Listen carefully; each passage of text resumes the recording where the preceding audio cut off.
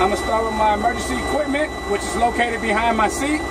My 3 triangle reflectors, make sure they're not cracked, broken, or damaged, ready for emergency. From there, I go with my fire extinguisher located behind my passenger seat. Make sure it's properly mounted, properly rated, in the green zone.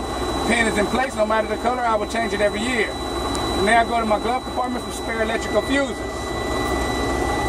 I'll check my seat belt, make sure it ain't cut or torn, and that it locks and unlocks properly, and all my nuts and bolts are tied properly and secure. From there, I go on my door, make sure it opens and closes properly, both sides, not cracked, broken, or damaged, no illegal welds, nuts and bolts are tied properly and secure, as well as my hinges is not bent.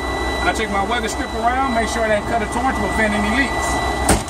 From there, I check my mirror brackets, both sides, not cracked, broken, or damaged, no illegal welds, nuts and bolts are tied properly and secure.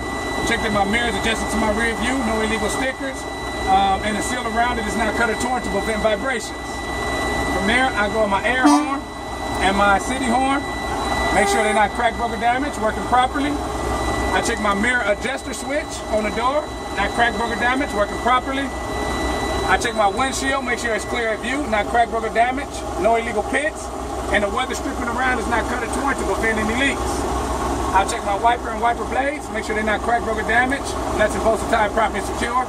Make sure my wiper blades are new or have enough rubber to clean my window completely. From there, I'll check my dashboard and my instrument panel. Both not cracked, broken, or damaged, nuts and bolts are tied properly and secure. I'll check my oil gauge, should be between 30 and 60 with the engine running. My temperature gauge should not be over 200 in operating range. My speedometer, my RPMs lets me know when to change gears. My speedometer lets me know how fast I'm going. My fuel gauge lets me know how much fuel I have in the tank, but I still will check with a dipstick. I have a digital display. Voltmeter should read between 14 and 16 with the engine running. I have a primary and secondary air gauge, lets me know how much air I have in each tank. I have my trailer brake lever, not cracked, broken, or damaged, working properly. I have my applied pressure gauge, not cracked, broken, or damaged, working properly.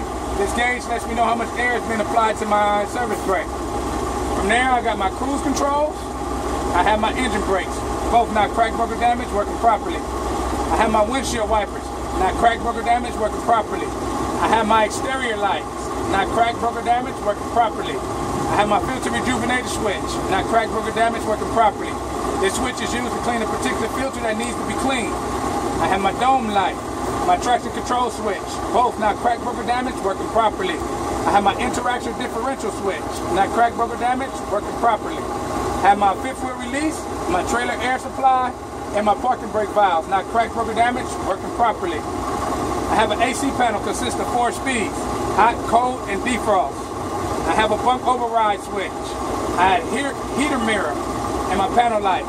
3 not cracked, broken, or damaged, working properly. This side I have a shutdown override switch and I have a utility lamp. Both not cracked, broken, or damaged, and working properly. Since I'm over here, I check my key ignition, make sure it ain't bent, cracked, or damaged, and working properly. I go to my steering wheel. On a 20-inch steering wheel, I should have no more than 2 inches of play. I check my indicators, my left, my right, and my emergency 4-way flashers, not cracked, broken, or damaged, and working properly. I check my daytime lights and my high beams. Make sure they're not cracked, broken, or damaged, working properly. From there, I go on my steering wheel tilt. Make sure it's not cracked, broken, or damaged, no illegal welds, and that's supposed to tie properly and secure. Now I check my clutch, my service brake, and my accelerator. All 3 not sticking, not cracked, broken, or damaged, no illegal welds, and that's supposed to tie properly and secure.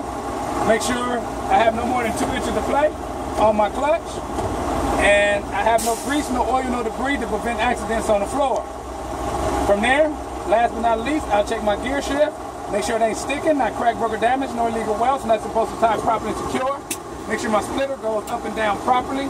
My airline has no abrasions, bubbles, or cuts, and my boot has no holes to prevent soot and poisonous fumes from entering the cab. With that, I have completed my in-cab inspection.